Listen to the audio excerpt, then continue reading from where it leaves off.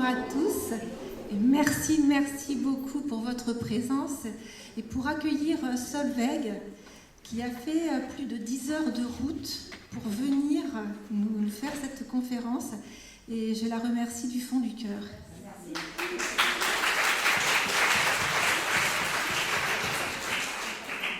Donc je vais la laisser se présenter à vous et je vous souhaite une très bonne conférence. Alors du coup, bonjour à tous. Donc je viens du Jura, c'est pas non plus la planète Mars, mais enfin c'est un peu loin, c'est vrai, à côté de la Suisse. Et donc je m'appelle Solveig, je suis médium spirit, et puis j'étais danseuse. C'était ma passion dans la vie, la danse. Professeure de danse pendant 33 ans. Et puis, je pensais que je mourrais danseuse. Et en fait, je vais mourir médium. Alors ça a été la surprise de ma vie. Parce que la médiumnité, elle existe. Je pense que nous l'avons tous en nous. Et puis parfois, elle ne s'exprime pas. Et puis d'un seul coup, ça sort. On ne sait pas pourquoi. Et donc, dans mon cas, c'est arrivé tardivement. J'avais dépassé 50 ans. Et puis... peut-être que j'aurais pas été une bonne médium avant, ou si à 20 ans ça m'aurait pas intéressé. Finalement, c'est arrivé au bon moment. Et ça a complètement changé ma vie, bouleversé ma vie, au point que la danse, qui était mon point central, est passée au second plan. Alors ça a été une révélation. Et depuis, je vais dans les associations faire des conférences et puis de la médiumnité en public. Voilà. Et ça m'a rendue joyeuse. Et en fait, j'ai éprouvé grâce à cette médiumnité une joie que j'avais jamais connue avant. Alors ça, c'est phénoménal. C'est comme un lien divin, quelque part, qui nous relie à la source et qui est la cause de cette joie qui nous envahit. Voilà, je voulais partager ça avec vous. Merci. Alors, j'ai choisi une conférence parce que j'adore les vies antérieures et que je m'y intéresse beaucoup, principalement sur les enfants. Et les enfants ont beaucoup de choses à nous raconter. Souvent, c'est dans la toute petite enfance, c'est-à-dire jusqu'à l'âge de 6 ans. Au-delà de 6 ans, ils rentrent à l'école et ils commencent à être un peu plus formatés sur le plan du mental. Et du coup, les souvenirs vont être moins près de la surface. Et puis, petit à petit, ils vont oublier. Ce qui est plutôt une bonne chose. Parce qu'on aurait du mal à vivre si on se rappelait sans arrêt de tout ce qu'on a vécu avant, en bien ou en mal d'ailleurs, mais ça nous empêcherait d'être ici et maintenant.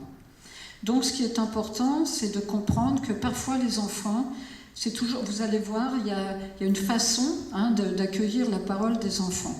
Alors moi j'aime bien raconter des histoires, donc pour bien vous mettre dans le vif du sujet d'aujourd'hui, je vais vous parler d'Élisabeth. Donc Élisabeth, on est dans les années 80 aux États-Unis, elle a 18 mois. Elle n'a jamais prononcé une phrase complète. Normale, à 18 mois. C'est du babillage. Et sa maman est en train de lui donner le bain pour le soir. Et d'un seul coup, la petite Élisabeth regarde sa mère et lui dit « Je vais prononcer mes vœux ». Vous imaginez le choc pour la maman, une phrase complète, je vais prononcer mes vœux. Et là, la petite se met à expliquer la vie qu'elle avait dans un couvent. Et elle explique, aujourd'hui, je ne suis pas Rose, parce qu'elle explique qu'elle a un autre prénom, je ne suis pas Rose, et demain, je serai sœur Teresa Grégory. Tout ça en une phrase. Et elle se met à raconter à sa mère la vie qu'elle avait au couvent. Dans une vie précédente, elle fabriquait les fromages, elle s'occupait des chèvres, elle s'occupait du potager, elle préparait les repas, elle nettoyait sa cellule, etc. Et elle dit, un jour, je suis tombée malade et je suis morte en priant. Fin de l'histoire. Une fois que ce souvenir-là a été exprimé, Élisabeth n'a plus jamais abordé le sujet et elle est redevenue la petite fille de 18 mois qu'elle était. C'est-à-dire que pour bien comprendre ce qui se passe, c'est que votre enfant de 18 mois, il n'est d'un seul coup, c'est à travers lui, c'est une vieille âme qui s'exprime et qui va parfaitement maîtriser les codes du langage. Donc l'âme est capable de traverser la barrière du langage pour exprimer un souvenir, même chez un enfant si jeune. Alors des événements comme ça, on en a énormément. Je peux même vous raconter, ça c'est français, hein, un monsieur qui change la couche de son bébé de 18 mois également, et le bébé d'un coup lui dit « Tu sais, avant c'est moi qui changeais ta couche. » Au stupeur. Alors le père comprend, il faut être assez ouvert pour ça, il y a des parents qui ne le sont pas du tout, mais vous avez des parents qui le sont. Et le papa, on le sait parce qu'il a fait un témoignage sur cette affaire, avait perdu son père qui était propriétaire d'un garage. Alors il avait dans le tiroir d'un bureau la photo de groupe où il y avait son papa, directeur de ce garage, en photo avec tous les mécanos. Et donc il montre la photo à son bébé de 18 mois et l'enfant pointe du doigt et dit « c'est moi ». Et il pointe exactement le père de son père. Et il est capable de nommer les collègues qui sont là et le père comprend que son père est réincarné dans son enfant. Alors là, c'est très très fréquent ces choses-là. On peut être la mère de sa mère, on peut être la petite fille de sa on peut être la grand-mère qui revient dans la petite fille. Tous les cas de figure sont possibles. Le tout, c'est d'être assez ouvert pour accepter cette idée-là. Hein. Alors, je vous ai expliqué que d'après les experts, les souvenirs des vies antérieures sont plus fréquents avant 6 ans. Voilà. Et c'est pas l'imagination des enfants, pas du tout. Et ça peut être très dérangeant pour des parents, parce que ça peut heurter des convictions religieuses, tout simplement. Et donc, dans ces cas-là, l'enfant, il va commencer à raconter, et les parents vont lui dire « Oh, tais-toi, c'est ton imagination », et ils vont passer à autre chose, et c'est dommage, parce qu'en fait, ils vont rater, quoi. Et donc, la mémoire, c'est quoi la mémoire? Qu'est-ce que c'est notre mémoire? Eh bien, la mémoire, ça peut remonter bien avant la naissance et de notre corps physique. On arrive ici avec ce bagage spirituel, notre esprit. On a juste changé de véhicule, le corps étant un véhicule.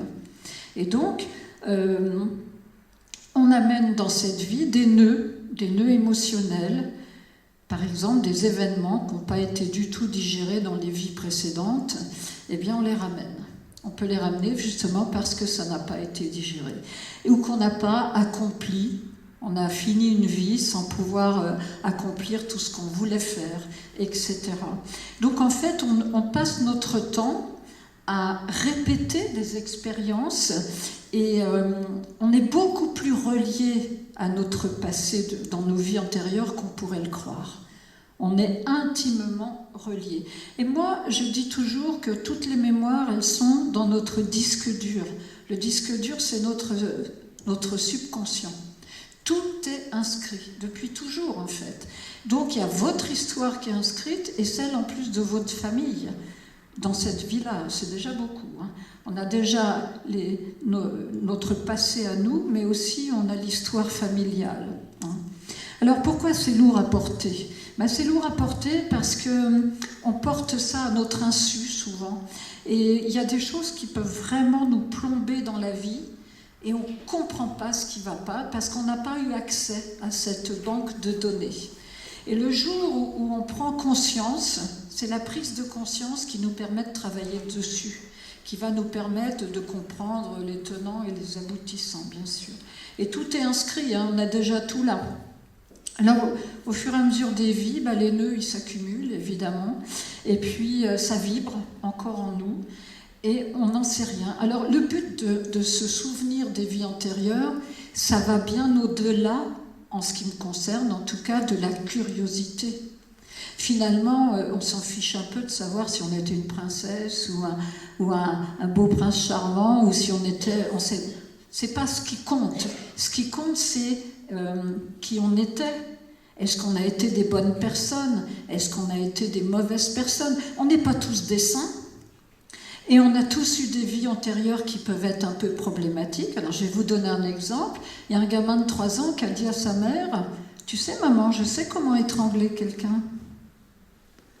Elle lui dit « Tu sais ce que ça veut dire, étrangler ?» « Oui, oui. C'est quand on met un oreiller sur la figure de quelqu'un jusqu'à ce qu'il ne bouge plus. » Elle lui dit « Tu as fait ça, toi ?» Et elle lui dit « Oh, mais c'était il y a très très longtemps. » Donc, on a pu être un parfait petit, bandit de la mafia, on ne sait pas. On n'est pas tous forcément dans des vies formidables, avec de l'empathie pour son voisin, pas du tout. Mais ça fait partie de nous. Donc, c'est sûr que c'est souvent les difficultés qu'on a eues avant qui se sont imprégnées plus que les joies, par exemple. On dit toujours les gens heureux n'ont pas d'histoire. Ben si, ils en ont une, mais elle ne les a pas marqués au fer rouge parce que vous n'avez pas ramené le même bagage émotionnel si vous êtes mort sur un champ de bataille que si vous êtes mort dans votre lit, entouré des gens que vous aimez. C'est pas du tout la même imprégnation, quoi. Alors, les vies antérieures, ça commence déjà dans la vie du fœtus. On va déjà démarrer avec le fœtus, on va remonter le temps. Ça commence déjà à l'état de bébé, de fœtus. Le fœtus est très intelligent, il peut sentir, il peut percevoir, il peut enregistrer toutes les sensations. On le sait bien, il est totalement relié à la mère. Si la maman a une gestation de 9 mois idyllique, ben, tant mieux pour le bébé. Mais au contraire, si c'est compliqué pour elle, tout ça va s'imprégner également. Donc l'état d'esprit est primordial. Alors, à quel moment le fœtus a la somme de toutes les impressions passées, de toutes ses vies antérieures? Le fœtus se souvient de ça. Eh bien, le Bardo Thodol, qui est le livre des morts tibétains, chez les Tibétains, on vous dit « Ah, mais ça remonte à l'accouplement des parents ». Donc ça va bien au-delà déjà de l'état de fœtus. C'est-à-dire que toutes les vies antérieures de ce futur fœtus, c'est déjà là au moment de l'accouplement des parents. Donc ça fait réfléchir quand même. Puisque l'âme qui choisit ses parents, ils disent tous la même chose, ils disent qu'ils nous ont choisis. Vous avez des enfants qui disent « Je t'ai choisi maman, je t'ai choisi papa ». Alors je vous présente Denise Desjardins. Tout le monde se dit « Mais c'est qui ?» Alors Denise, c'était la femme de Arnaud Desjardins, qui était un cinéaste, écrivain, philosophe, etc., qui a beaucoup écrit sur le bouddhisme. Et Denise, elle a été une des pionnières aussi au niveau de l'écriture sur les vies antérieures. Alors voilà Denise quand elle est jeune, et voilà Denise à la fin de sa vie, qui est une magnifique vieille dame, et qui a vécu en Inde. Elle s'est reconnectée à une vie antérieure qu'elle avait en Inde, et elle a écrit plusieurs livres, notamment un livre, La mémoire des vies antérieures, voyez-vous. Elle a écrit beaucoup d'ouvrages, je présente celui-ci, et elle a fait un travail sur ses propres mémoires, et elle a découvert qu'elle était Sariputra, une enfant hindoue, et qu'elle avait suivi l'enseignement d'un swami. Alors les swamis, ce sont des êtres très éveillés, très éclairés, comme des maîtres zen un peu, hein. Et donc elle a écrit son histoire, ce qu'elle a revécu, et elle avait cet amour de l'Inde absolument incroyable. Donc voilà, ça c'est, vous voyez que c'est pas d'aujourd'hui, parce que maintenant Denise n'est plus de ce monde, mais donc on est intimement reliés. Et puis, si on arrive à découvrir qui on était, ben, ça nous fait du bien, parce que ça nous permet de recoller les morceaux. Donc, le bébé, au moment de l'accouplement, c'est déjà fait. C'est-à-dire, il a choisi ses parents avec tout ce qu'il a à amener. Donc, il se souvient absolument de tout. Et les Tibétains disent que le bébé qui naît, en train de naître, vit sa naissance dans la même impression qu'il a vécu sa mort. Tout recommence. Oui, effectivement, tout recommence, jusqu'à ce que notre compréhension s'éveille. Alors, c'est pas une question de religion, c'est simplement la spiritualité, la conscience supérieure qui va s'ouvrir. Donc, on peut la voir en marchant dans la nature, on n'est pas obligé d'être comme un Bouddha, hein, c'est pas une obligation. Chacun doit trouver. Et le bébé comprend. Intimement, intuitivement, il a déjà tout compris. Et sa vision intérieure, c'est une conscience beaucoup plus large que ce que nous pouvons penser. Alors moi, je suis née en 52. Je suis une Chibani, comme on dit chez les Marocains. Et en fait, moi, ma génération, on était des pisseuses. Je ne sais pas si vous avez connu ça, c'est pas très agréable de se faire traiter comme ça. Et on disait, les médecins disaient, le bébé, c'est un tube digestif. Pense pas. Il n'a pas d'émotion. Est-ce que vous imaginez, on a fait quand même on a progressé. Dieu merci, on a fait des progrès. Mais à une époque, on vous disait dans le blanc des yeux qu'un bébé comprenait rien. Et que c'était fallait juste l'aider à pousser comme on arrose une plante.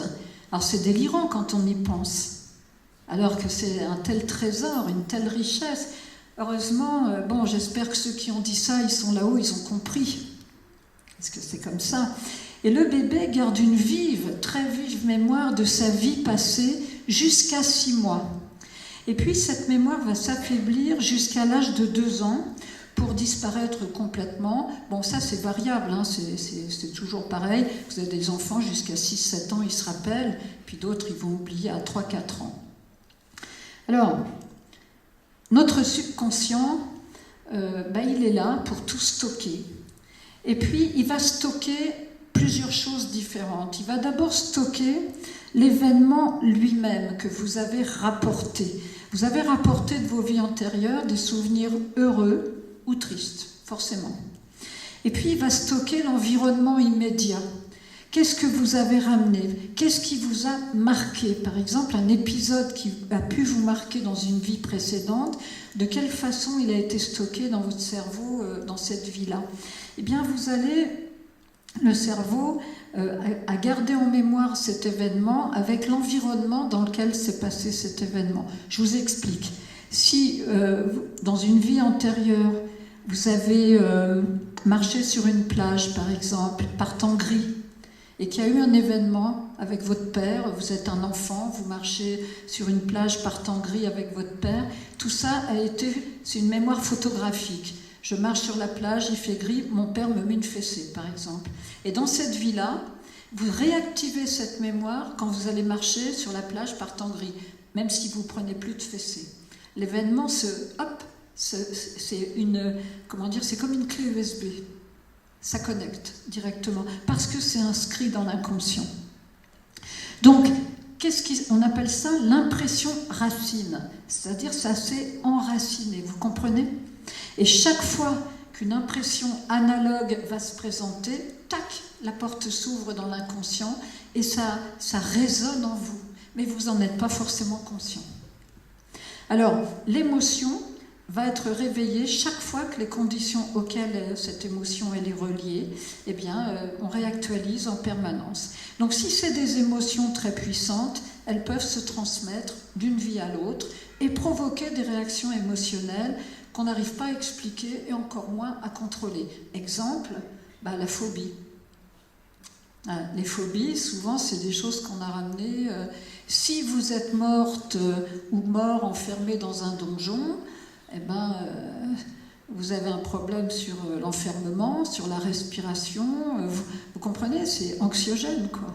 Donc, l'origine des phobies peut venir effectivement d'un truc dans une vie antérieure qui vous a vraiment fait du mal, quoi. Donc, les parents qui entendent leurs propres enfants parler de leur vie antérieure, ils sont confrontés, qu'ils le veuillent ou non, au phénomène de la croyance en la réincarnation. Donc, croyez-moi, c'est pas du tout cuit.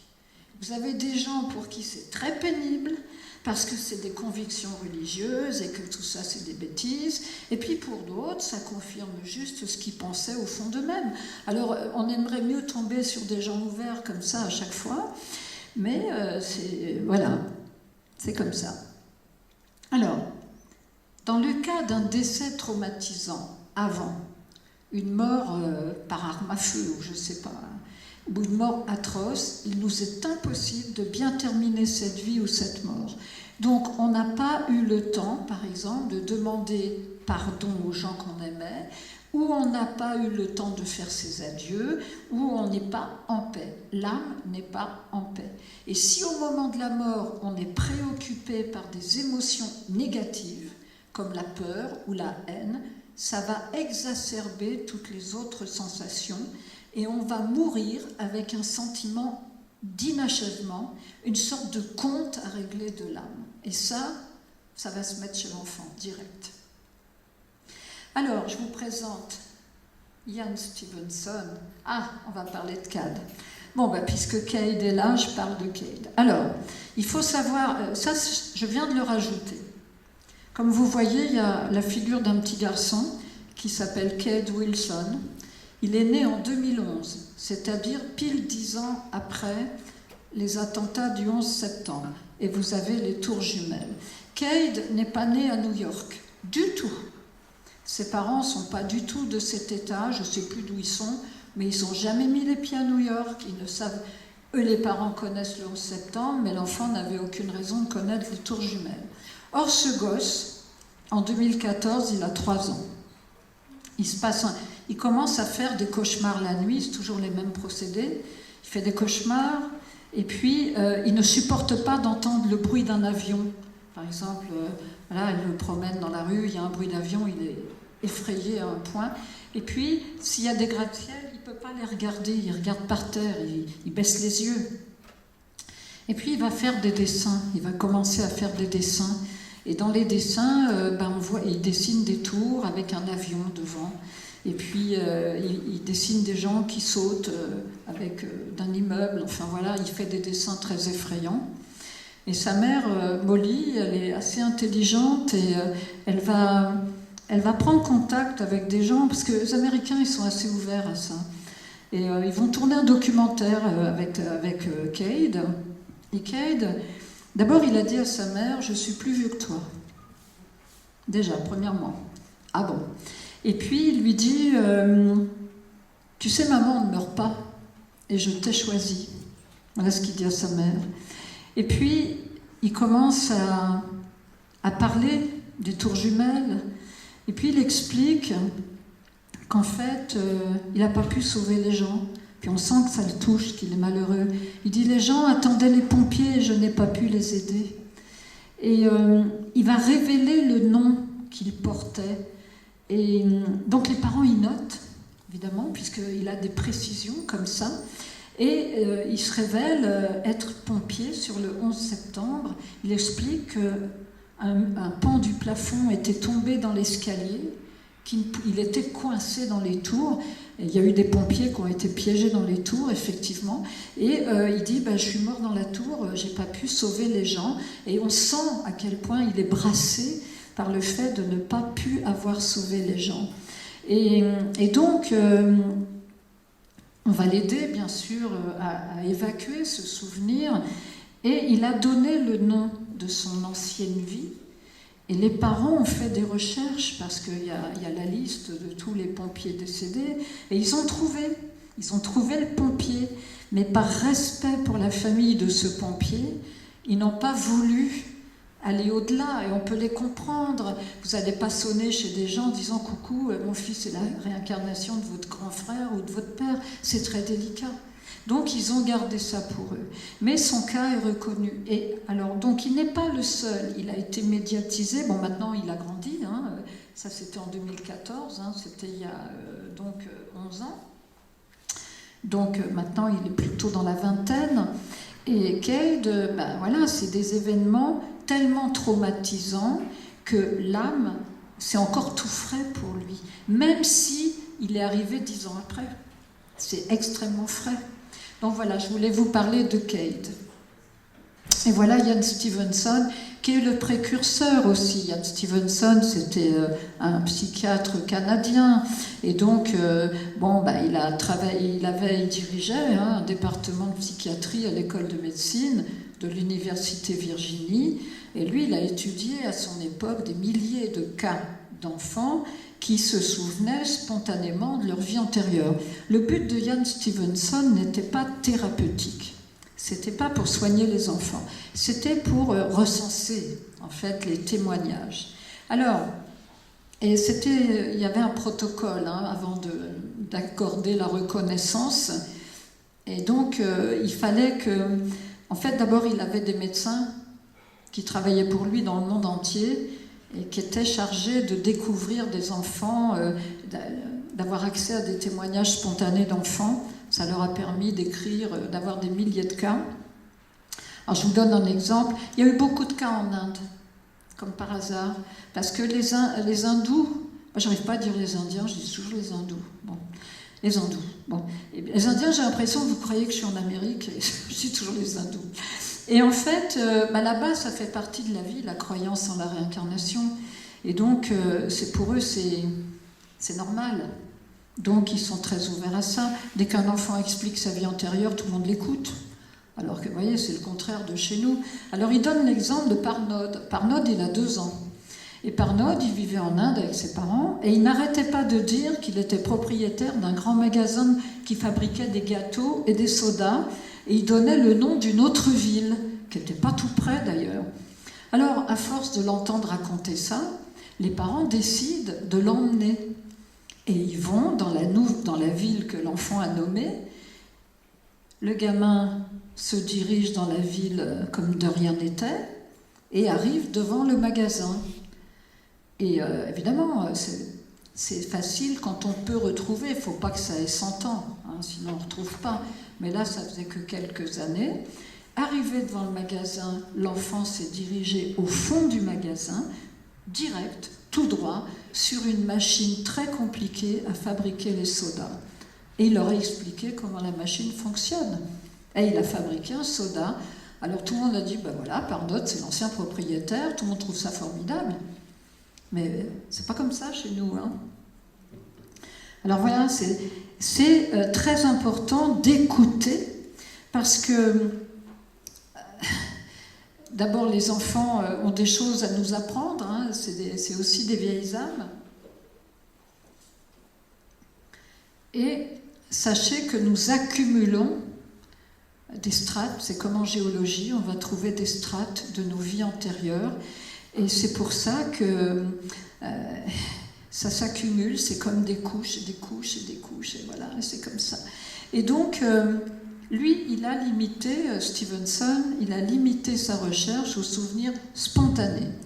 Donc il y avait un protocole, il fallait que l'enfant commence à parler de sa vie passée alors que personne ne lui avait rien demandé.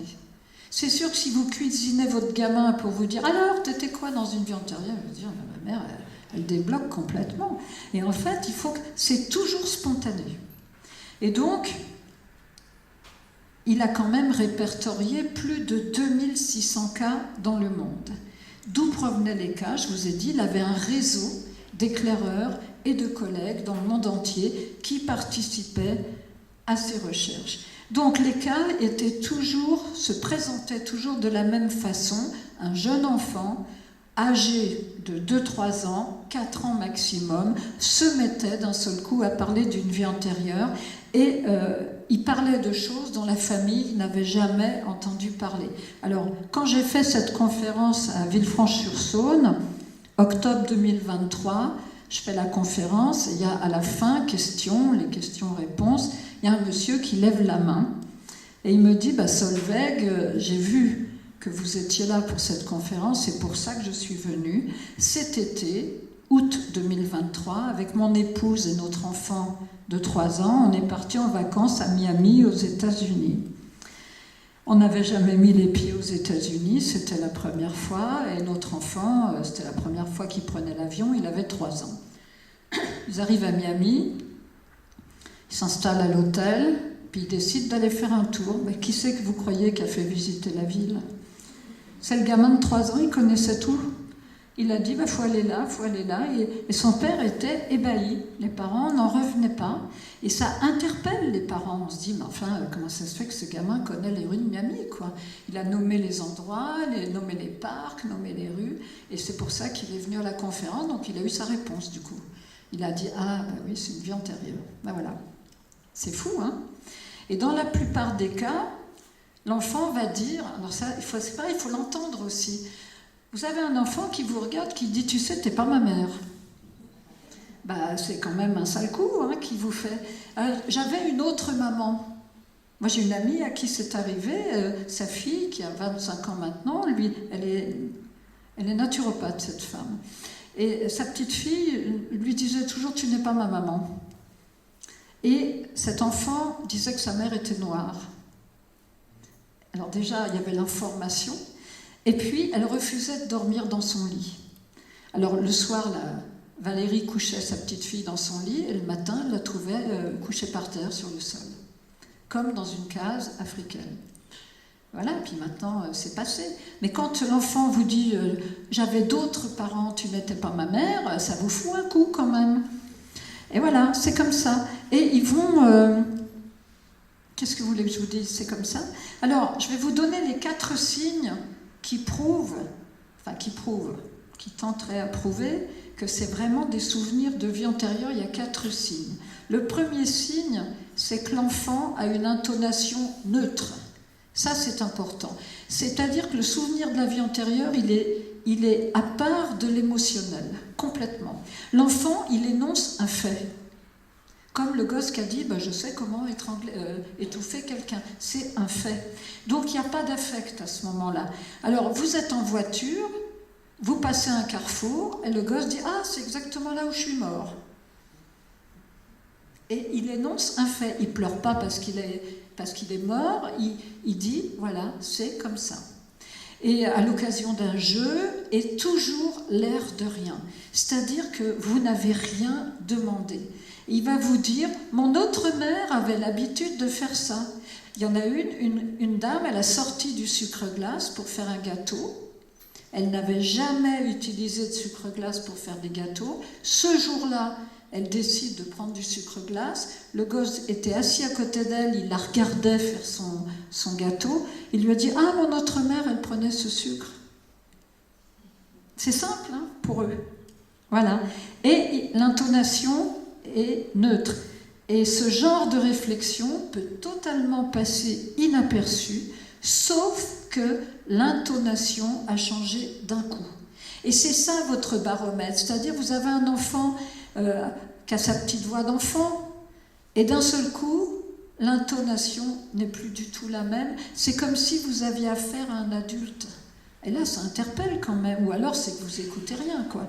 Parce que, d'un coup, vous avez le sentiment d'avoir une voix plus vieille. Alors, c'est pareil. C'est encore une histoire. Il y a beaucoup de témoignages américains, c'est comme ça. Il y a un père qui était en train de regarder un reportage sur Abraham Lincoln à la télé. Et il avait son fils de 3 ans sur le canapé à côté de lui qui jouait avec ses petites voitures, voilà, et qui ne faisait absolument pas attention à ce qui se passait sur l'écran de télé. Et à un moment, il y a un arrêt sur image où on voit le visage de Abraham Lincoln. Et à ce moment-là, le gosse lève la tête, voit Lincoln, il pointe du doigt et il dit « Ah, j'ai bossé pour ce gars-là ». Comme ça. C'est extraordinaire. Et le père, ce qui l'a le plus choqué, le père, c'est pas que l'enfant dise ça, c'est l'intonation. Et il a dit, j'avais l'impression d'avoir un adulte à côté de moi, c'était plus du tout mon enfant. Et c'est ça qui est assez étonnant, c'est d'un seul coup, à travers ce que je disais tout à l'heure, l'âme perce le mur du langage, et d'un seul coup, vous avez un gosse qui est en fait bien plus âgé que vous. Et qui vient vous dire j'ai bossé pour ce gars-là. Très important. Et en plus, il va peut-être pour la première fois de sa vie faire une phrase complète. C'est le coup d'Élisabeth qui dit à sa mère je vais prononcer mes vœux. C'est la même chose. Et les enfants, le vocabulaire il est limité. Chez les petits, à 2 ans, on ne fait pas des discours. Et là, d'un coup, il en fait un. Voilà. Et le signe numéro 2, c'est la cohérence temporelle. C'est-à-dire que l'enfant qui a accès à un souvenir d'une vie antérieure, il va répéter la même chose pendant plusieurs jours. Ça va revenir comme un leitmotiv. Et ça peut même durer plusieurs mois. Et sans jamais apporter des changements à l'histoire qu'il vous raconte. C'est ça, un enfant qui est dans l'imaginaire, il va raconter quelque chose, puis ça va se transformer. Alors que le vrai souvenir, c'est toujours la même chose, et il y revient sans arrêt. Ça, c'est le signe numéro 2. Le signe numéro 3, c'est le savoir inné. Vous avez des gosses qui vous racontent la vie sur un bateau, toute la routine d'un marin. Ils sont capables de vous raconter. Comment tu le sais? Ben, je le sais, c'est tout. Voilà ce qu'ils répondent. Je le sais. À Bordeaux, je l'ai fait chez Annie Hérault. Et à la fin, il y a une dame qui est venue me trouver et qui m'a parlé de sa petite fille. Et sa petite fille, un jour, elle lui lisait, la mamie lui regardait un livre d'images avec des pyramides égyptiennes. C'était un livre d'illustration. Elle lui montrait ça, la gamine. Et d'un seul coup, la gosse s'est mise à lui parler de toute sa vie en Égypte. Et elle m'a dit, mais je n'en revenais pas. Elle connaissait les us et coutumes, comment les Égyptiens vivaient, etc. Et elle lui a dit, mais comment tu sais tout ça? Et la petite a dit, ben, je le sais. Donc, faut pas, c'est tout. Ils ne vont pas aller au-delà de ça. Vous savez, moi, j'ai mon fils de 34 ans bientôt. Quand il avait 4 ans, pour aller à mon école de danse, on passait devant l'église. À Saint-Amour, dans le Jura. C'est beau comme nom. Et des fois, je l'emmenais. Alors, il trottinait, il me tenait la main, on passait devant l'église, et il me disait, tu te souviens, maman, quand on habitait sous la terre? Wow. Alors, je lui disais, ben non, je ne m'en souviens pas, raconte-moi. Et là, il bloquait. Il n'a jamais été au-delà de cette phrase. Mais c'est interpellant quand même. Tu te souviens, maman, quand on habitait sous la terre? Alors, moi, je l'avais mal interprété. Enfin, c'est une question d'interprétation.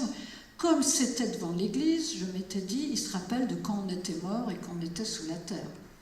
Et une amie, Marie Huvet, qui est médium, m'a dit, non, c'est pas ça.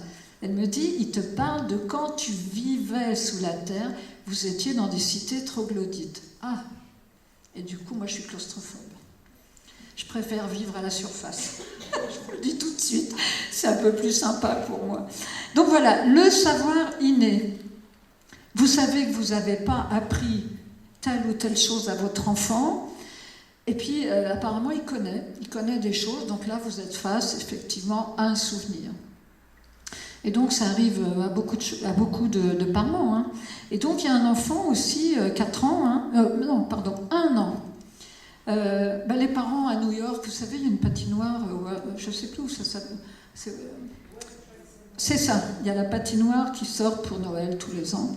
Et là, les parents emmènent le petit qui a 2 ans faire du patin. Alors, dès qu'il est sur la patinoire ou sur les patins, il dit « Ah, mais je m'appelais comme ça, je suis mort, je suis tombé, je faisais du patin à glace, je suis mort, mes parents s'appelaient un tel et un tel, ils habitaient en Californie. » Enfin, il a tout déroulé, et les parents n'en revenaient pas. Et une fois que le souvenir... Vous voyez, j'ai dit tout à l'heure, le souvenir de la glace lui a rappelé qu'il était mort sur la glace. Ben voilà, c'est tout. C'est aussi simple que ça. Donc, vous avez aussi des enfants, et là je vais excuser du peu, qui ont la capacité de parler une langue inconnue.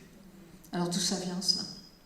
Donc je vais vous citer le cas, et on appelle ça la xénoglossie. C'est la capacité pour un enfant de parler un langage inconnu. Alors la science est bien embêtée, la science, la grande science, pour expliquer comment quelqu'un, notamment un gosse de 2 ans, peut bien parler une langue inconnue, alors qu'il n'a jamais été exposé à cette langue. Alors là, moi j'ai un cas génial, parce que le père est scientifique. Alors là, c'est la cerise sur le gâteau. Le papa est physicien très connu à New York. On est à New York. Et il a des jumeaux, des tout petits gamins de 2 ans, qui ne cessent de parler une langue que les parents ne comprennent pas. Alors j'avais entendu dire que chez les vrais jumeaux, ils inventent un langage, ça c'est une chose. Mais là c'est autre chose, c'est une langue qui a l'air d'avoir une syntaxe. Et le père quand même se dit, ça a l'air construit ce langage. Et comme le papa aime ses enfants, ce qui est bien de sa part, c'est qu'il a fait preuve de cette grande ouverture d'esprit et il a décidé d'aller à New York, d'aller au département des langues étrangères pour essayer d'en avoir le cœur net. Et il a pris un rendez-vous avec un professeur de langue ancienne. Et donc ils étaient dans la salle d'attente, les parents, avec les deux gamins qui parlaient allègrement. Et puis, vous voyez, c'est le hasard qui n'en est pas un. Pendant qu'ils attendaient, il y a un autre professeur de langue ancienne qui passait dans le couloir, qui passe devant les gosses qui les entend parler, qui fait demi-tour et qui dit « Oh là là, mais vos enfants parlent l'araméen, la langue du Christ, c'est pas rien. » Et il explique que ce n'est pas quelques mots qu'il a entendus, ils ont une syntaxe, un vocabulaire suffisamment convenable pour que l'expert, qui était ce monsieur, ait reconnu l'araméen. Donc, du coup, il a eu sa réponse, le monsieur. Et donc, c'est toujours intriguant. Et là, comment lui, le scientifique physicien, il va interpréter ça? Il ne peut pas. Il est obligé de se dire, c'est la réalité. La réalité, c'est que mes enfants parlent une langue morte quelque part. On ne parle pas tous araméen sur Terre. Et donc voilà, il est obligé d'accepter quelque part l'inacceptable. C'est comme ça. Et vous avez beaucoup d'enfants qui vous disent qu'ils volaient au-dessus de leurs futurs parents et qui les ont choisis. Alors, le signe 4, c'est la correspondance du comportement avec le trait de caractère. Donc on peut repérer des comportements ou des traits de caractère qui pourraient s'expliquer à partir des récits des vies antérieures.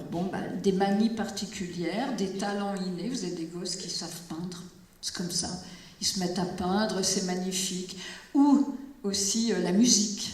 Si on parle de Mozart, à 4 ans, avec tout ce qu'il a fait, c'était peut-être une réincarnation, etc. Vous avez des choses qui sont là, on ne sait pas d'où ça vient, et c'est comme ça. Et vous avez aussi les marques de naissance. Les marques de naissance, on gagne à tous les coups. C'est la marque là où vous avez été tué. Un défaut, une marque de naissance, voire une maladie chronique aussi. Et donc, ça peut constituer une preuve d'une vie antérieure. Alors voilà, on va parler de James, parce que James, tout le monde connaît James. Enfin, tout le monde peut-être pas. Et donc, alors on a eu Cade, Wilson, maintenant on a James. Alors c'est James Léninger. Qui connaît l'histoire de James? Allez. Voilà. Il n'y a pas beaucoup. Alors, parce que je ne voudrais pas avoir l'air de radoter, donc au moins si vous ne connaissez pas, je vais vous le dire. James, il est né en 1998. C'est un gamin, il a une bouillabizou, comme on dit, c'est une vraie bouillabizou, James. Alors, James, à l'âge de 3 ans, s'est mis à faire des cauchemars épouvantables. C'est-à-dire qu'il s'est mis, il y a toujours une première fois. La première fois, il s'est mis à hurler la nuit. Évidemment, sa maman, Andrea, s'est précipitée et il était couché sur le dos avec ses petites jambes comme ça. Il essayait de pousser quelque chose en disant « Avion en feu, petit homme ne peut pas sortir ». Alors elle a cru que c'était juste un cauchemar. Elle l'a évidemment consolé, pris dans ses bras, etc. Le problème, c'est que James, à partir de ce jour-là, les cauchemars ont été récurrents. C'était quasiment toutes les nuits.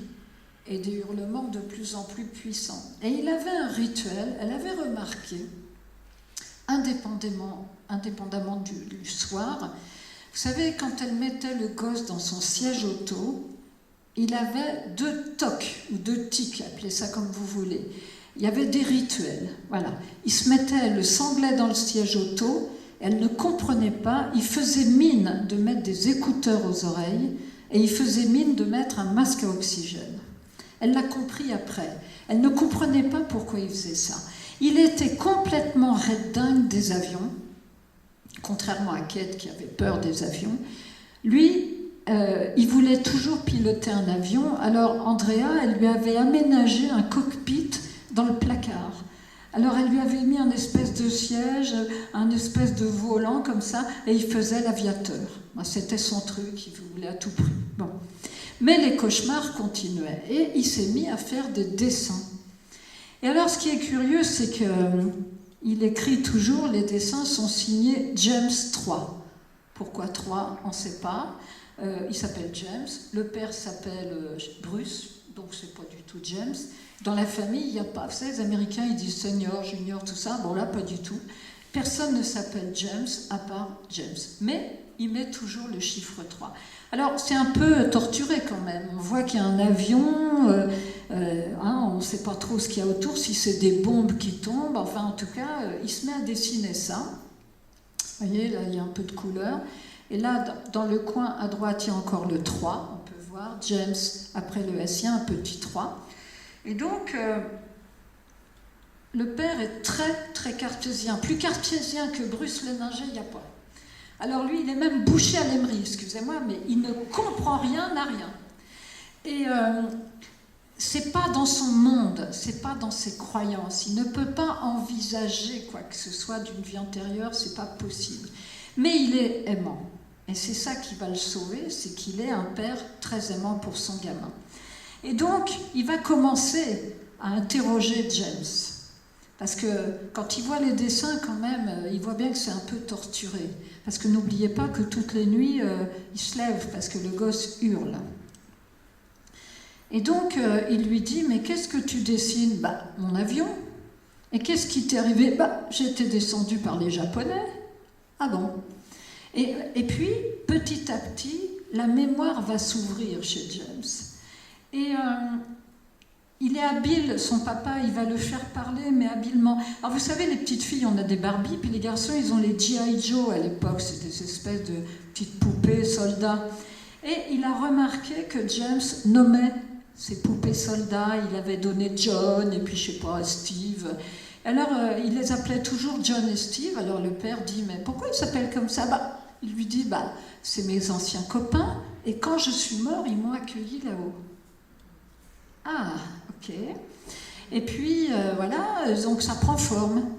Et puis, le petit explique, un jour, il l'emmène au musée de l'aviation, là où ils habitent, et là, il reste en admiration. Ça, c'est l'avion Corsair.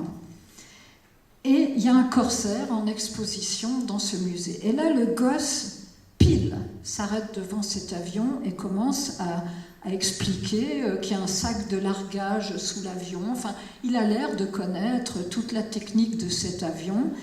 Et on sent que ça le travaille, ça l'émeut, qu'il reconnaît quelque chose, etc. Et il dit qu'il pilotait un Corsair. Bon. Et puis, il va dire que ce fameux Corsair décollait d'un porte-avions qui s'appelait le Natoma.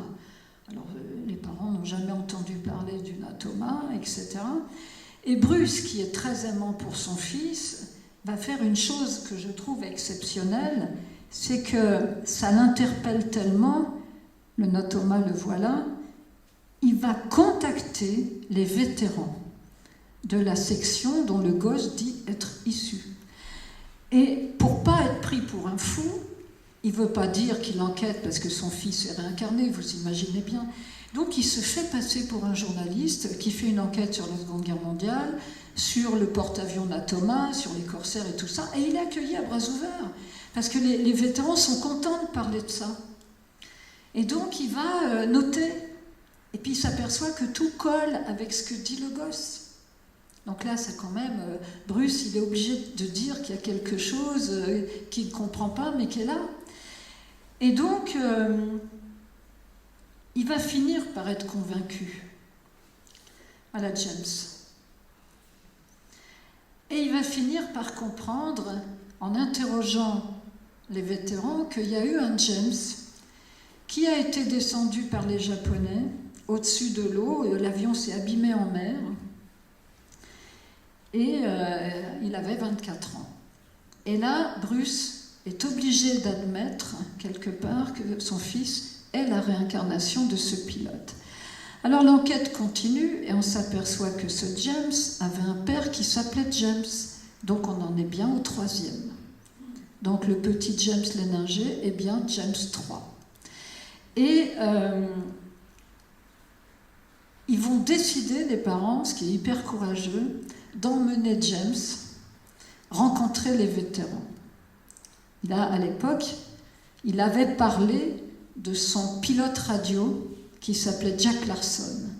Et on sentait, quand il parlait de son souvenir de Jack, que Jack, c'était son grand copain. Vous savez, quand vous faites la guerre, vous avez des amitiés comme ça, extrêmement profondes. Et c'était son pilote radio, et il en avait, il en avait gros sur la patate d'avoir été obligé de partir, de mourir, et puis de ne plus avoir revu Jack. Sauf que Jack est encore en vie. Alors ils vont l'emmener. Vous voyez, là il est. Regardez la joie de cet enfant quand même. Regardez.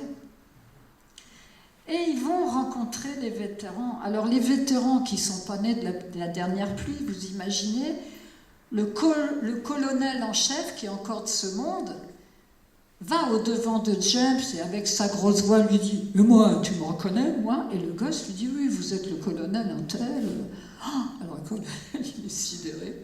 Le gamin lui dit « Bonjour, vous êtes le colonel un tel. » Bon. Et puis Jack est là. Voilà Jack Larson. Et non, mais là, pour moi, le visage, il vaut tout l'or du monde. Hein.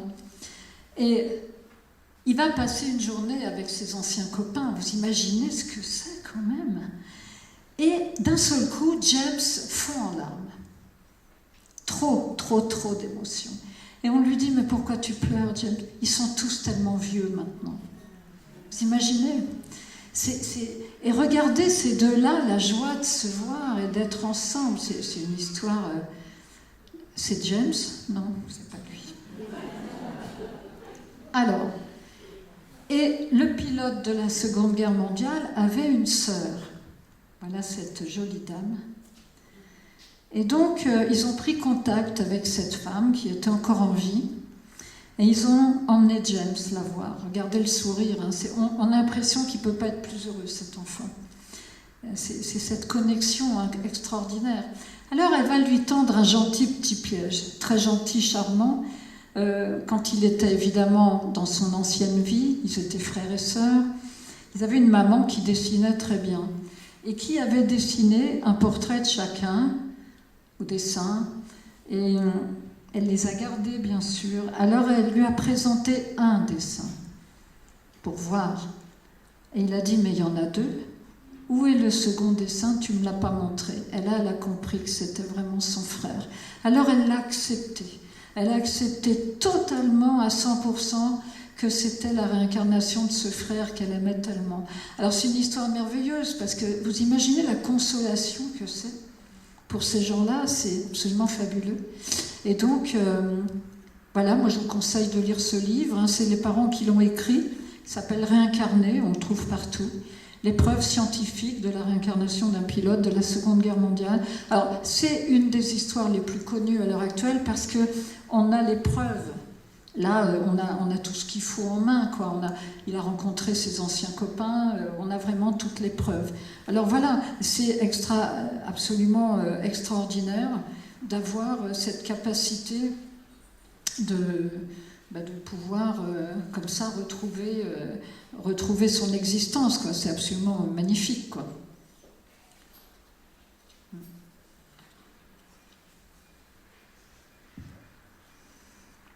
Alors, c'est bénéfique les souvenirs, forcément, parce que je pense que James, ça l'a apaisé. Alors bon, James, on va finir avec lui. Vous voyez, James à gauche et James à droite, il est engagé dans l'armée maintenant. Il est rentré dans l'armée américaine, c'est un beau garçon. Alors parfois on lui demande encore, il va 98, hein, il a 26 ans, bientôt 27, on lui demande s'il se souvient, il dit presque plus. Mais ce qui est formidable, c'est que son histoire, elle est gravée dans la matière. Et ça, c'est un témoignage magnifique. Alors, des témoignages d'aviateurs, il y en a plusieurs. Hein. J'en ai un autre aussi, où le gamin, c'est à l'école, il a 4 ans, ils sont en maternelle. Et puis la maîtresse décide de les emmener visiter c'est un espèce de petit aérodrome avec des avions rétro. Et il y a un gosse de 4 ans, c'est pareil, il est complètement fou quand il voit le petit avion au sol. Alors le pilote voit que cet enfant est complètement excité de voir cet avion, il le fait monter. Et là, le monsieur a dit, il y aurait eu la clé de contact, il faisait décoller l'avion. il lui a dit exactement tout ce qui concernait la technique de cet avion. Alors la mère, elle lui dit, mais t'as déjà piloté un avion comme ça? Il dit, oui, bien sûr. Et tu pilotais quoi? Elle lui dit les Zéros. Alors les Zéros, c'était les avions des kamikazes japonais. Et donc c'était un kamikaze en fait. Et il dit, bah oui, je pilotais les Zéros, comme ça part tout seul, il lui raconte ça. Et puis, comment tu es mort? Elle lui dit. Et le gosse dit, oh, je suis écrasé sur un bateau. Mais aucun regret, non, c'est un fait. C'est ce que je reviens toujours au fait. Ils énoncent un fait. Alors voilà, ben c'est pareil. Qu'est-ce que vous voulez? C'est comme ça. Alors, il faut les encourager, si possible, à s'exprimer, les enfants. Il ne faut pas, d'un revers de main, dire oui, je suis occupé, je fais la vaisselle ou autre chose, parce que c'est dommage. Après, il va se taire. Si on le coupe dans son élan de raconter sa vie antérieure, s'il ne peut pas le dire, il ne le dira plus. Donc, on peut pas. Moi, j'ai essayé de cuisiner tous mes petits-enfants, ça ne marche pas. Il n'y en a pas un seul qui a voulu me dire non, mamie, je ne me rappelle pas. Ça m'aurait tellement. J'aurais adoré. J'en ai un qui s'appelle. J'ai un petit Jules, moi aussi, qui a 5 ans. Et Jules, il me dit non, mamie, je ne me rappelle pas. C'est assez drôle. Par contre, j'ai une anecdote sur mon dernier petit-fils qui s'appelle Thiago. Alors, Thiago, c'est une sorte de médiumnité. Vous allez voir, c'est assez curieux. Il est né. Je saurais, parce que c'est le jour de la mort de la reine d'Angleterre, donc ça m'a fait, je me rappelle, 8 septembre 2022. Et donc, il est à Perpignan, moi je suis dans le Jura, donc quand je suis allée le voir pour la première fois, il avait 1 mois. Alors ma fille me met Thiago dans les bras, je lui donne son biberon, et d'un seul coup, un message arrive, et on me dit, tu sais, tu tiens dans tes bras un pilote automobile. Ah bon? Alors je regarde Thiago, il a 1 mois, je dis, dis donc, t'étais pilote automobile, ça se trouve, tu vas adorer les voitures. Enfin, je rigole un peu. Alors, il me dit, Ayrton Senna. Ah d'accord. Ayrton Senna, moi ma fille, elle avait 6 ans quand il est mort, elle n'a jamais entendu parler d'Ayrton Senna. C'était un pilote brésilien qui est mort sur le circuit d'Imola, horrible. Et Thiago, vous savez, c'est des cercueils roulants, les Formule 1, et il a pris un mur, Senna, à 200 et quelques à l'heure. Et mon petit-fils est né avec les 2 pieds tournés à l'intérieur. Donc il a fallu déjà... Ouais, c'est le choc. Alors on me dit Ayrton Senna, donc ma fille rentre des cours, je dis, tu sais quoi, c'est Ayrton Senna? Elle me regarde, elle dit, oui maman. Bon, alors je vois tout de suite qu'elle ne me croit pas, évidemment.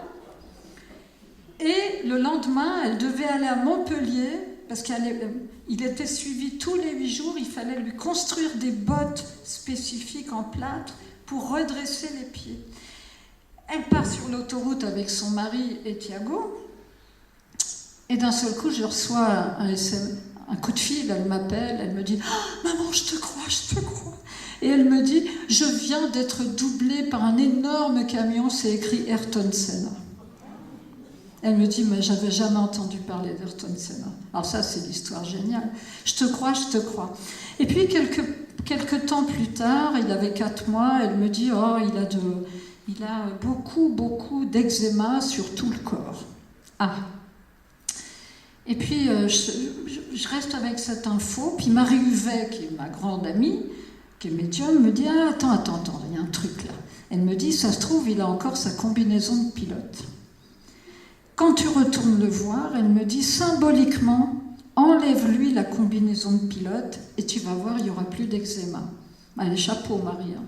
Alors, la fois d'après, je retourne et je prends, il avait grandi, il avait 5 mois, je prends Thiago et je lui dis, est-ce que tu m'autorises à retirer ta combinaison de pilote parce que je crois qu'elle te gêne?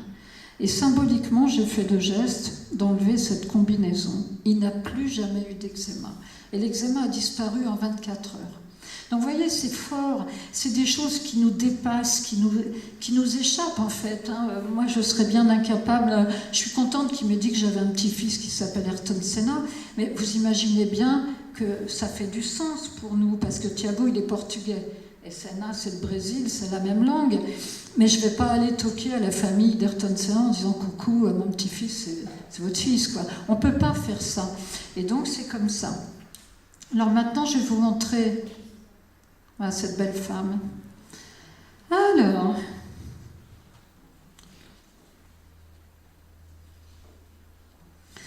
Dorothy.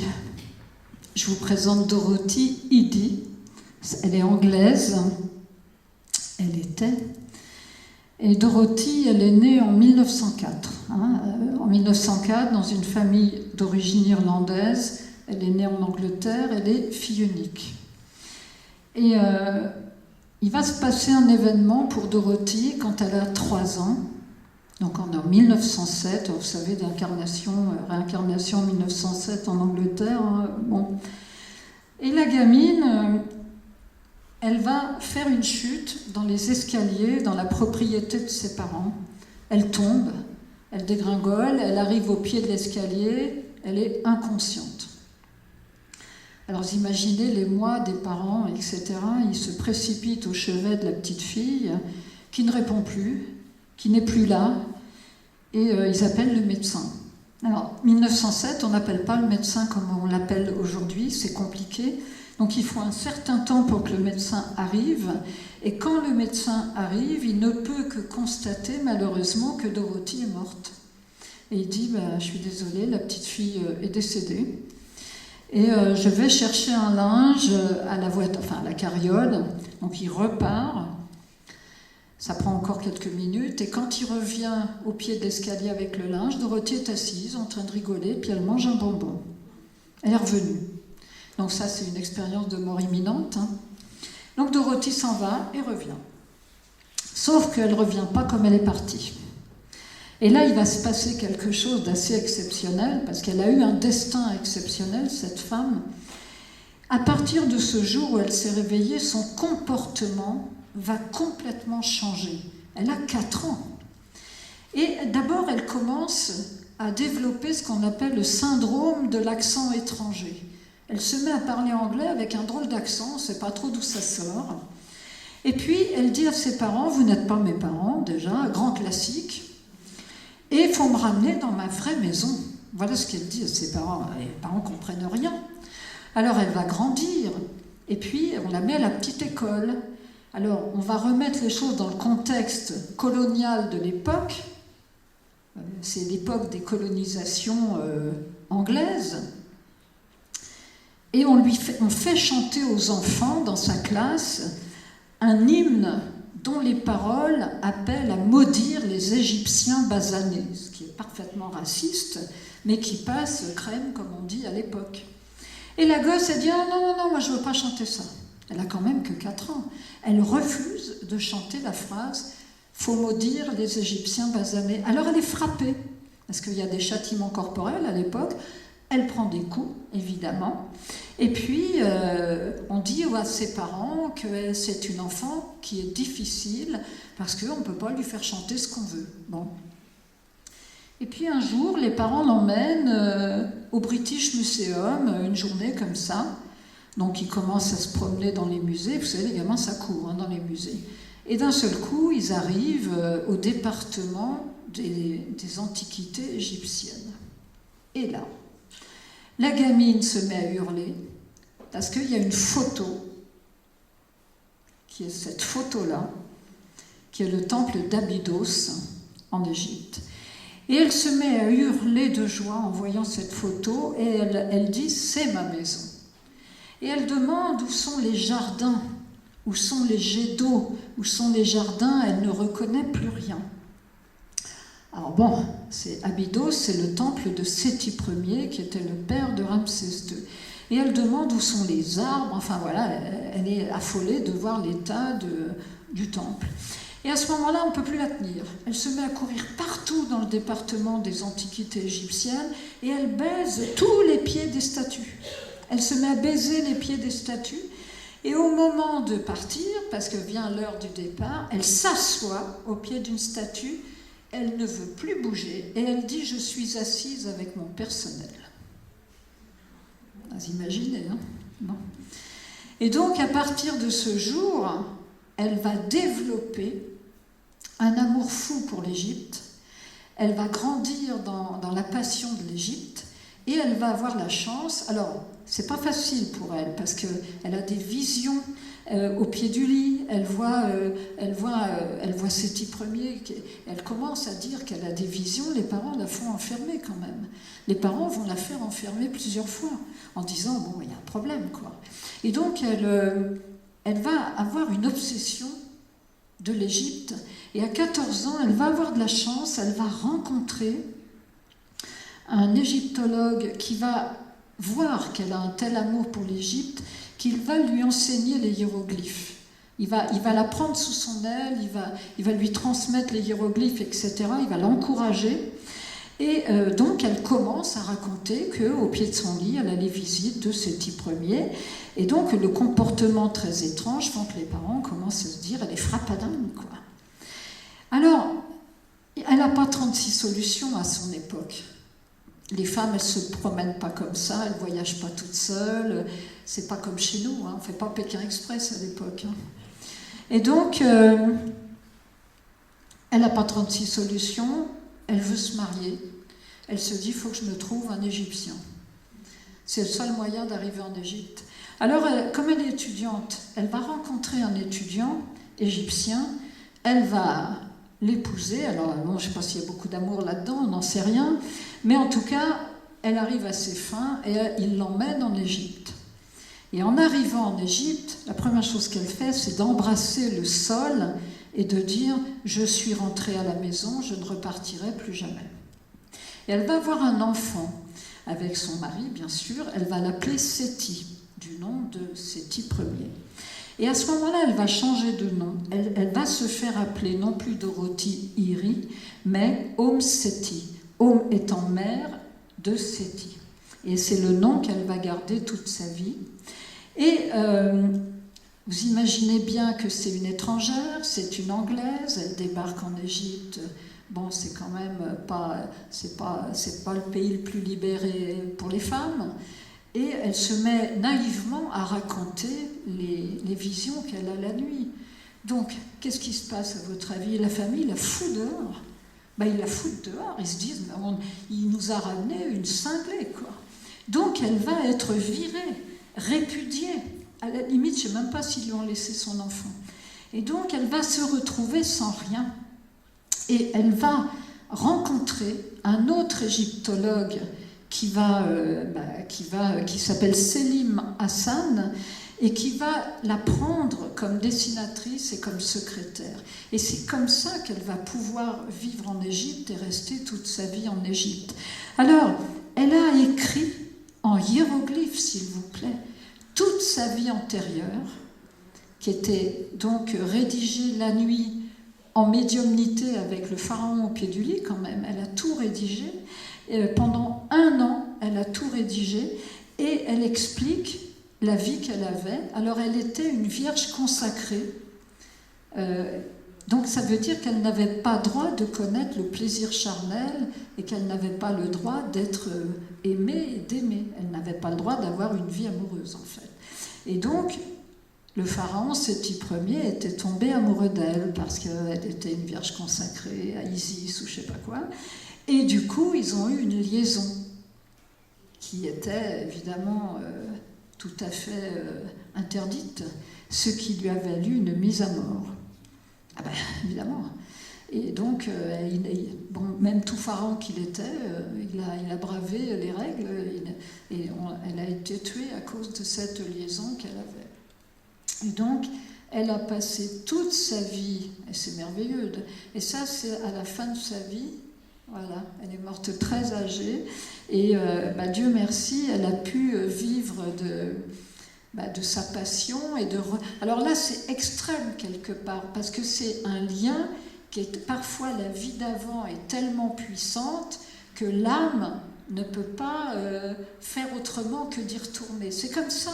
C'est pas donné à tout le monde, mais dans son cas à elle, il fallait absolument retourner vivre là-bas. Et c'est quand même très courageux, c'est une femme incroyable pour son époque. Mais méconnue, quoi. Et si vous regardez Om Séti dans Wikipédia, vous allez voir qu'elle se prétend... Enfin, il y a une sorte de mépris Moi, Wikipédia, des fois, je les trouve casse-pieds parce que c'est comme benveniste. Hein, si on parle de... Il y a certaines personnes qui dérangent un peu le système, bah, sur Wikipédia, ils sont allumés, hein, c'est direct. Hein. Et elle, soi-disant, prétendue réincarnation, oui, bah, bien sûr, évidemment. Mais voilà, et je voulais absolument vous parler de ça parce que c'est... Alors, dans son cas, à elle, la mémoire n'a pas été spontanée. Il a fallu le choc pour ouvrir la porte de cette mémoire-là. Si elle n'était pas tombée et qu'elle ne se soit pas évanouie, peut-être qu'elle n'aurait jamais renoué avec sa vie antérieure. Alors, ce n'est pas le fruit du hasard non plus, je me dis...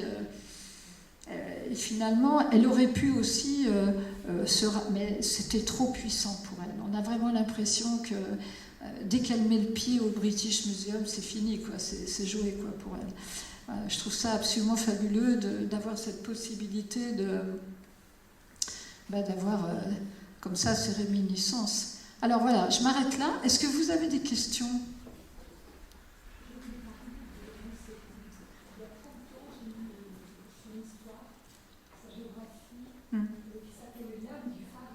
Ouais. Ben oui. Je ne sais pas, mais en tout cas, si ça a été traduit, ben ça c'est formidable parce que c'est traduit en français. Ouais, ouais. Donc je recommence. Il y a une trentaine, donc je connais très bien cette histoire, parce qu'il y a une trentaine d'années, je l'ai encore d'ailleurs, j'ai lu sa biographie, traduite en français par un Jonathan Scott, qui s'appelle L'âme du pharaon, qui est un livre absolument extraordinaire. Tiens, je crois dans les années 80. Parce qu'il y a des livres comme ça qui sont, même pour Florinette, pour info. Il y a des livres comme ça qui sont fabuleux à trouver si on peut. C'est génial. Merci en tout cas. Merci. Oui, je vous en prie, au contraire. Je voulais juste vous partager mon fils quand il était plus jeune. Une fois, on était à table et il nous a regardé. Il me dit, mais tu sais maman, là c'est ma 3e vie. Alors je lui dis, ah bon? Je fais, c'est vrai? Il me dit oui. Il fait, une de mes vies, je suis mort vieux. Et la 2e vie, tu vois Guillaume, mon meilleur ami, on jouait au bord d'une falaise, il m'a poussé, sans faire exprès, je suis tombée. Et son meilleur ami, effectivement, il s'appelle bien Guillaume, hein, celui qu'il a là, qui connaît depuis le CE1. Maintenant, il est en... On s'est retrouvé pour qu'il lui pardonne. Et voilà. Et après, il m'a quand même dit, mais tu sais maman, tu es la meilleure des mamans que j'ai eues. Et ça, j'ai vachement aimé. On aime, hein, voilà, exemple, voilà. Et c'est spontané. Oui, non, mais c'est toujours comme ça. Et si je lui demande aujourd'hui, c'est spontané. Il a 16 ans et demi, il s'en souvient pas. Non. Aucunement. Donc voilà. Et c'est pour ça que... et quand ça me parle vraiment ce que vous racontez, ça me fait vibrer parce que c'est génial, mes propres croyances aussi, parce que j'ai étudié beaucoup de choses aussi, mais c'est vrai que ça m'avait vachement surpris parce qu'on s'y attendait pas du tout. Et on lui avait rien demandé. Oui. Et même s'il y avait une ouverture à la maison, parce qu'il y a toujours eu cette ouverture-là, là c'était tellement, mais comme ça. Cool. Voilà, et puis c'est tout. C'est ça qui fait la vraie différence. Vous lui avez rien demandé, d'un seul coup il vous dit les choses. C'est ça. Et ça c'est génial, c'est formidable. Et là c'est sa 3e vie. Je dis, c'est bien 3e vie. Mais je lui ai pas dit, au contraire, je lui ai dit, écoute, c'est super. Et puis voilà, je suis qui en fait pour lui dire que c'est faux. Et il a besoin d'exprimer, en plus que vous êtes sa maman et que vous étiez la meilleure des mamans. On ne sait pas ce qu'il a vécu avant. Il est quand même arrivé avec un petit bagage pas toujours facile, parce que moi, quand il est né, je lui ai dit à mon mari, je ne peux pas t'expliquer pourquoi, mais je sais qu'il est différent, il est particulier. Et effectivement, mon fils est autiste. Donc, voilà. Ils ont un lien avec là-haut, hein, c'est très important. Et puis il a des connaissances. Ils sont connectés. À 2 ans et demi, il a appris l'anglais tout seul. Voilà. Il est, pour lui, moi je pense qu'il a vécu une vie hors de ce pays, parce qu'il a une facilité, il rêve d'aller aux États-Unis comme moi. Et il a quel âge? Là, il a 16 ans et demi. Quel âge? 16 ans et demi. Super. Donc voilà, je voulais juste vous partager ça, parce que merci pour le partage. C'est vraiment super. Merci à vous en tout cas. Merci, c'est génial. Est-ce que vous avez des expériences comme... c'est comment votre prénom? Laetitia, comme Laetitia, parce que ça c'est... Non. Bonjour. Moi je n'ai pas d'expérience, je viens aussi du Jura. J'ai fait vers Lons. De Lons. Moi je suis à Doucier, je suis au lac de Chalin. Voilà, très bien. Et non, c'était une question juste, a priori, vous parlez toujours, ils reviennent comme dans le même sexe ou ça change? Non, ça change. Ça change. Alors l'âme, elle peut indifféremment choisir homme ou femme, ça dépend. Alors, il y a des fois des erreurs d'aiguillage, moi je dis. Est-ce que vous avez des fois des âmes qui veulent expérimenter? Parce qu'on vient aussi pour expérimenter. Elles vont choisir d'être dans un corps de femme ou un corps d'homme, et puis ça coince un peu. Elles ont la nostalgie de ce qu'elles étaient avant. C'est pas toujours accepté aussi bien que ça. Mais oui, on change, bien sûr. Ouais. Mais en principe, on a une prédilection, je pense. Mais on a besoin de vivre aussi, je pense, la manière d'être dans les deux corps, à mon avis. On a besoin d'expérimenter ce que c'est que d'être un homme et peut-être ce que c'est que d'être une femme. C'est possible. Et je me permets encore, il y a un laps de temps pour revenir entre les deux? Alors là, il n'y a pas de règle. Justement, je peux... Alors, moi, j'ai un fils qui vit au Cambodge depuis 20 ans et j'avais entendu parler d'une histoire incroyable. Il y avait des Russes. Alors, il y a eu les Khmers rouges, vous savez, ils ont décimé 3 millions de Cambodgiens. Et il y avait encore des noyaux de Khmers rouges planqués dans la jungle dans les années 80. Et il y avait des Russes qui étaient des ingénieurs russes qui avaient été engagés par le Cambodge pour je sais pas quoi, vous avez une mission quoi. Et ils étaient sur une route, ils étaient 3, et donc ils ont été attaqués par les Khmers rouges et laissés pour morts sur le bord de la route. Il y a un jeune médecin, à l'époque était très jeune, c'est lui qui a relaté cette histoire, il n'a pas pu les sauver. Bon. Ils avaient des blessures très spécifiques. Il y en avait un qui avait le bras arraché, l'autre qui avait le bassin complet. Enfin, c'était spectaculaire. Et dans les 2 ans qui ont suivi, dans le village à côté, il y a une maman, alors des gens très pauvres. Le Cambodge, c'est un pays très pauvre dans les campagnes. Ils ont à peine de quoi se nourrir. Et cette maman, qui avait déjà des enfants, a fait un rêve. Et elle a vu 3 âmes demander si elle était d'accord de les accueillir. Et dans son rêve, elle a dit oui. Elle s'est retrouvée enceinte d'un premier bébé qui, à la naissance, avait les mêmes blessures qu'un des Russes. Les mêmes stigmates, un bras en moins. Après, elle a eu un deuxième bébé qui avait les mêmes stigmates du bassin que le second Russe. Et ils étaient 3 Russes, il n'y en a eu que 2 survivants dans cette vie-là parce qu'elle est morte enceinte du 3e. Donc on n'a pas su. Et ces enfants-là sont revenus sur Terre 3 ans après l'attaque des Russes. Donc c'est très très rapide. Mais c'est le choix de l'âme. Personne là-haut va vous pousser en disant « t'y retourne hein, parce que bon... Donc l'âme, elle peut décider d'attendre longtemps parce qu'elle a besoin de se régénérer, parce que finalement la vie sur Terre c'est quand même éprouvant. Vous avez des âmes qui vont attendre 100 ans, mais c'est rien du tout, le temps ça ne veut rien dire de l'autre côté. Et puis vous avez des âmes qui... Alors ils ont emmené les enfants voir les moines, les moines bouddhistes à la pagode du village, et les moines ont dit, bon, c'est les Russes réincarnés, c'est sûr, et ils ont dit, ce sont des enfants qui ne pourront pas vivre très longtemps, parce que ce sont les Russes qui sont venus finir un contrat de vie. Ils sont venus finir le parcours de vie qu'ils n'avaient pas pu finir dans la vie d'avant. Donc les moines ont dit, alors ça, à juste titre ou pas, ça ne m'appartient pas, qu'ils ne dépasseraient pas la 30aine. Les Russes avaient une 50aine, donc si on compte 30 ans, ça fait 80. Et ils ont dit, ce n'est pas des enfants qui vont aller trop loin en âge. Alors, je ne sais pas sur quoi ils se basent, c'est comme ça. Hein. Ouais, c'est ça. Ouais. Donc, on ne sait pas. Moi, je n'ai jamais su ce qu'il était advenu. Ouais. Tout à l'heure, vous parliez du rôle ou de l'importance de l'accouplement et justement, avec tous ces enfants nés de viols, ces enfants non désirés, puisqu'il y en a plein. Qu'est-ce que vous en pensez? C'est quoi le contrat d'âme là-dedans? Je me pose moi-même la question, parce que l'âme choisit ses parents. Mais il y a aussi, il ne faut pas oublier que tout n'est pas écrit. Il ne faut surtout pas penser que tout est écrit de A à Z, parce que c'est totalement faux. Vous avez aussi des accidents de la vie.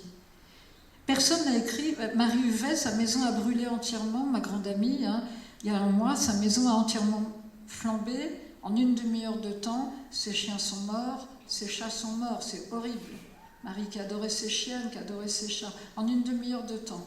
Bon, elle m'a dit, là-haut, ils lui ont dit, c'est un accident de la vie.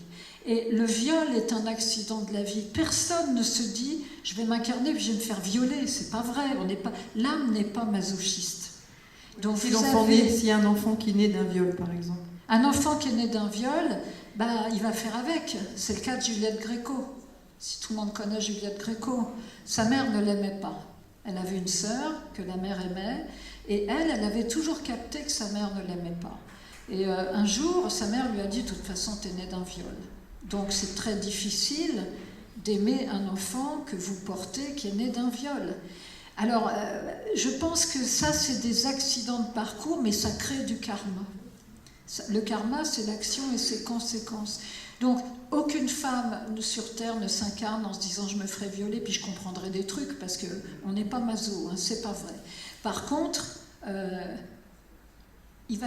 est obligé de se dire en toute conscience qu'est-ce que je vais faire avec cet enfant-là. Si on ne peut pas éliminer le problème quelque part, il y a des femmes qui vont aller se faire avorter, puis il y a des femmes qui vont garder ce bébé-là. Qu'est-ce qu'on fait avec? Et il ne faut pas lui faire payer à lui.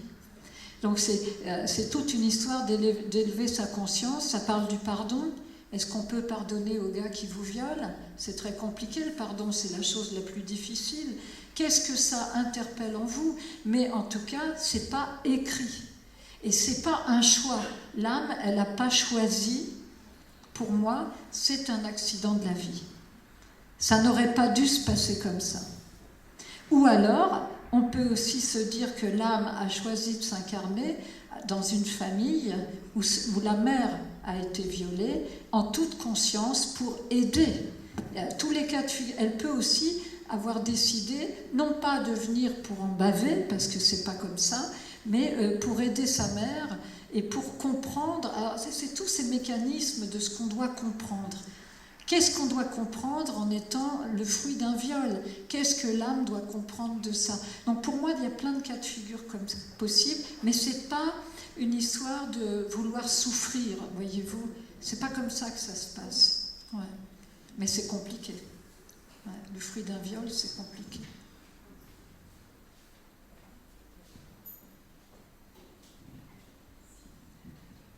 Bonjour. Tout ce que vous avez dit sur le fœtus met à mal la loi sur l'avortement. Comment? Tout ce que vous avez dit sur le fœtus, que déjà, le fœtus avait déjà des connaissances et tout, met à mal la loi sur l'avortement. Mais à mal, oui et non, parce que vous avez aussi l'histoire des fausses couches. Qu'est-ce que c'est une fausse couche dans l'univers, dans le choix de l'âme? Alors, vous avez des âmes qui changent d'avis en cours de route. Il y a des âmes qui ne vont pas au bout du contrat. C'est-à-dire, le contrat de vie, il est décidé enfin, on le voit puisque c'est avant l'accouplement.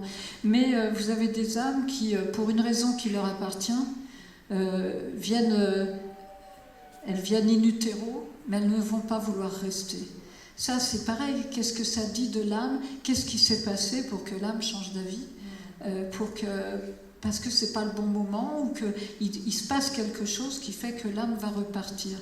L'avortement, si ça se trouve, il y a une connexion entre ce fœtus qui ne va pas rester et cette mère qui veut pas de lui. Vous voyez, c'est un peu au-dessus de nous finalement cette histoire. Moi, j'ai pas réponse à tout, hein, mais. Pensez-vous c'est le même système pour les animaux? Moi je ne suis pas spécialiste. C'est la métempsychose, je pense. Comment? Ça s'appelle la métempsychose. Oui, la métempsychose, c'est la réincarnation. Hein, la métempsychose, c'est le mot qu'on donnait aux chrétiens avant. Parce qu'il faut quand même savoir que les chrétiens étaient réincarnationnistes à la base. Avant qu'on y mette fin et qu'on dise que c'est hérétique, la réincarnation était enseignée chez les premiers chrétiens. Mais les animaux, Marie, elle dit, je fais toujours référence à Marie parce que c'est une grande sage. Et Marie dit toujours, les animaux, c'est les humains de demain. Donc voilà ce qu'elle dit. Il y a une évolution dans la chaîne de l'évolution. C'est un plan vibratoire. Bien sûr, ils ont des missions de vie aussi. Hein. absolument. Ouais. Bonjour. Les enfants qui naissent handicapés. Ah, alors pour moi, c'est des vrais héros. Ceux qui naissent handicapés, ce sont des héros absolus de l'incarnation. Parce que ce sont des âmes qui choisissent un parcours très, très compliqué, avec un corps qui va leur poser des problèmes pour aller plus vite dans l'évolution. Là encore, ce n'est pas une punition. Il ne faut absolument pas envisager le handicap comme étant une punition, mais comme un parcours de vie pour aller plus vite, pour comprendre davantage. C'est pour ça que je les appelle mes héros, parce qu'ils choisissent une vraie difficulté. L'âme va décider en toute conscience une incarnation qui pour comprendre, pour aller plus vite. Je ne sais pas comment expliquer ça. Et elle fait don de quelque chose, quoi. C'est extraordinaire, en fait. Ouais. Vous avez un enfant handicapé ? Ouais. Ah, c'est un héros. C'est une belle âme. Et il est venu aussi pour vous aider à grandir. C'est ce qu'on me dit. Et ça a été le cas ? Tout à fait. Ben voilà. Tout à fait. Voilà. Mais encore une fois, c'est une histoire de qu'est-ce qui a été décidé en amont. Et parfois, vous avez des contrats d'âme où l'âme dit à sa future mère ou son futur père, eh bien, je vais venir t'aider à évoluer et ça se passera comme ça. Et du coup, vous avez grandi, vous avez évolué. Tout à fait. Donc, mais quand il est né, Maximilien, je le savais, quoi. Ouais. Pour moi, c'était une évidence. Je ne sais pas, mais je savais. Ah. Voilà. Voilà. On est reliés, hein. Vous êtes... Ouais. Et d'autres questions ? Non ? On va boire un coup, alors. Merci. Alors, je voudrais juste rebondir sur la question concernant le fœtus. Là, il y a une dernière recherche scientifique qui a été faite sur, alors ils appellent ça, c'est un livre qui est sorti, qui est les expériences de naissance imminente, c'est-à-dire c'est des médiums. Alors cette recherche s'est passée en double aveugle, qui ont contacté des fœtus pour savoir pourquoi ils venaient. Ils ont parlé aussi de l'avortement, ils ont parlé de tout ça, et les réponses sont extraordinaires. Et ce livre est sorti là récemment, et c'est Expérience de naissance imminente. Ah bah, je vais l'acheter. Je l'ai, oui. Ah bah ça, c'est intéressant. Je l'ai, oui. Merci beaucoup, Solveig, pour cette passionnante conférence.